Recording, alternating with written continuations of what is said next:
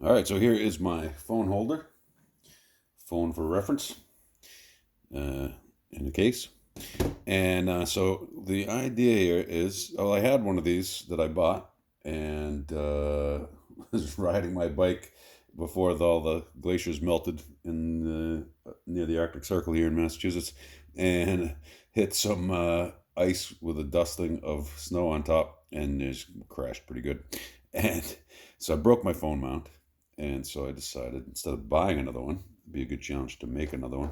Now I wanted it to be a two-piece clamp so that I didn't have to take all my brakes and grips and everything off the bars in order to do that. Now that's not trivial because you got to get it around the bar. So what I did, and this is carbon fiber nylon, by the way, um, and so I made this two-piece.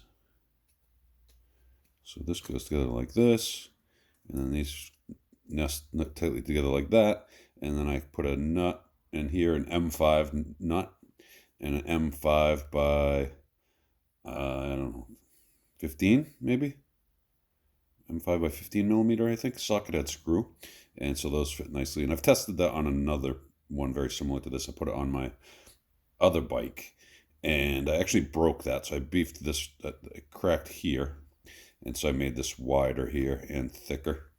And so this should be nice and strong, especially in the carbon fiber nylon.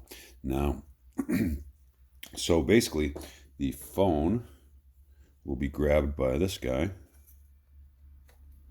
This phone case is actually a little bit thicker than the one I'm recording with, which is my primary.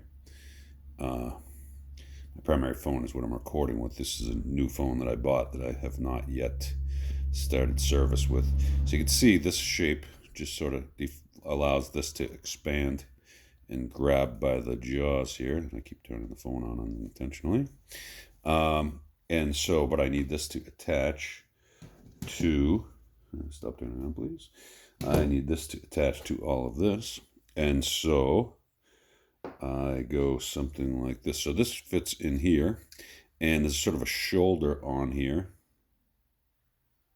so that it just doesn't go through. And there's also two flats here on the sides of the shoulder and on the sides of here, if you can see that, to keep it from rotating.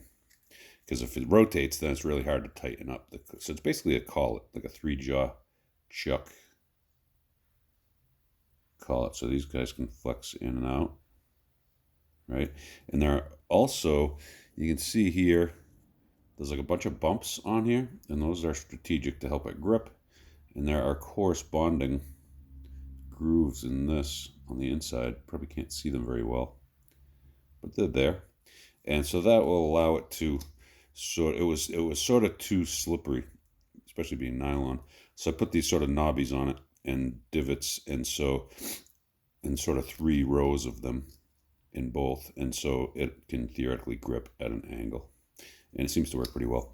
But anyway, so this guy, I need to line up the flats and push that through. The reason I made this two-piece is to make it easier to print, because this is flat on the bottom and this is flat on the top, and so I would have needed all kind of supports. So I made it 2 separate pieces for that reason. So they printed easily with no supports. Both printed easily with no supports. You probably do this with like PLA or something, but I don't know if I trust my phone to PLA. Carbon fiber nylon I expect to be very strong. And so this shape, this is actually the second version of this shape that I did. The first one, the loops were a little smaller and a little thicker, and it was just too much, and it broke. And these were thinner also, this way. And it broke one of these off, and so I redid it. So now it's more flexible, still quite stiff. And this is more rigid because it's printing layers this way. Then it just sheared off at one of the layer heights. And so now that's significantly wider, and so that should not shear. And so then I throw this guy on here. You maybe have seen these before. This is not the one I printed out of TPU. The one I printed out of TPU was just too stiff. It's a lot stiffer material than this. So I'm actually reprinting another one right now. I put a whole bunch of holes in it. Basically made this like a mesh, similar shape, a little bigger so it doesn't have to stretch as far. I just scaled it up in 2 axes. And then I put a bunch of holes in it so it'll try to stretch better, hopefully. And so I put that there, and then I need to put this nut, I have to go the right way because there's sort of a ramp at this end of it that forces these guys together. And so I put this guy through here, and then I pop the ball into there. And then I tighten this guy up. It's a little tricky because it pushes the threads out, but okay, I got it started. Pushes the thread, the ball pushes the threads, the jaws out a little bit. So now that I got it started, then I would position it, obviously not on the bike yet, and I'll show it on the bike at some point. Try to get that in focus. And so I'll show it on the bike at some point, but enough to, I just want to do the demonstration here. So I can put this wherever I want. So let's say it'll be like that. And then I can tighten this guy.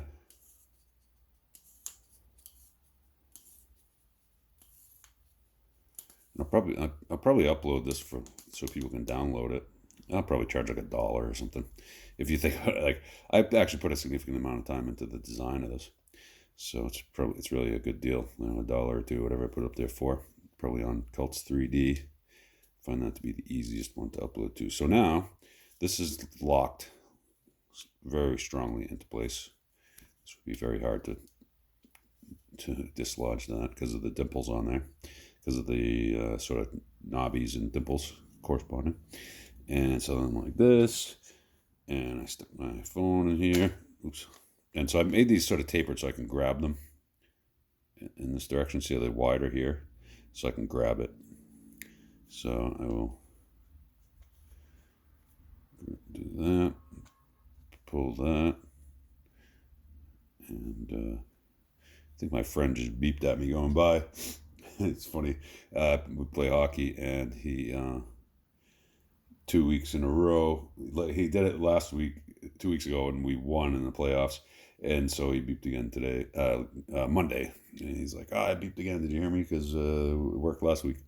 So anyway, somebody just beeped going by, so I think that might be him. But anyways, this thing keeps turning on. Hopefully I didn't get too much information on there. But as you can see, all my personal information. No. Is that? Okay. So I am, stop turning on. So you take these guys, you stretch these around the corners. Like I say, this is from another design. I think I've seen it on multiple. It's kind of a standard shape retainer. And that gives you a lot of safety. So you're not just relying on the clamping, and it won't slide up and down in there. But see, as you can see here, I'm holding it just by this mount here. And it's very sturdy. Should be good on my bike. So that is my phone mount, and I'll show it on my bike at some point. I can't today because I really have to get to work. I've been moving around too much today, playing with this stuff. But anyway, stay tuned, and I will show it on the bike soon enough. I'll take a test ride and we'll see how it works. And I'll swap in my TPU printed version of this, and we'll see how that works. Hopefully that doesn't fail on the ride. And definitely like this. This is Sane Smart carbon fiber filled nylon. They have two different carbon ratios. This was the cheaper one. It was like 25% carbon fiber, I think, something like that. I'm not sure. They varied in price, and I figured I'd try this one, and I really like it. It's very, very durable. I've made quite a few structural parts out of it so far, and I like it very much. I wouldn't print it in your house though, because there's definitely fumes come off it. I have a print shed, a little tiny Rubbermaid 7-foot square print shed with a bunch of printers in there. You may have seen my other videos, the inside of it. But anyway, I'm really happy with this. Came out really, really good, and hopefully it works well. And watch for I'll try to put a link so people can download it. So anyway, thanks for watching. Hope you enjoyed it, and if you did, then please consider clicking thumbs up and sharing with your like-minded friends. And thanks for watching. See you next time.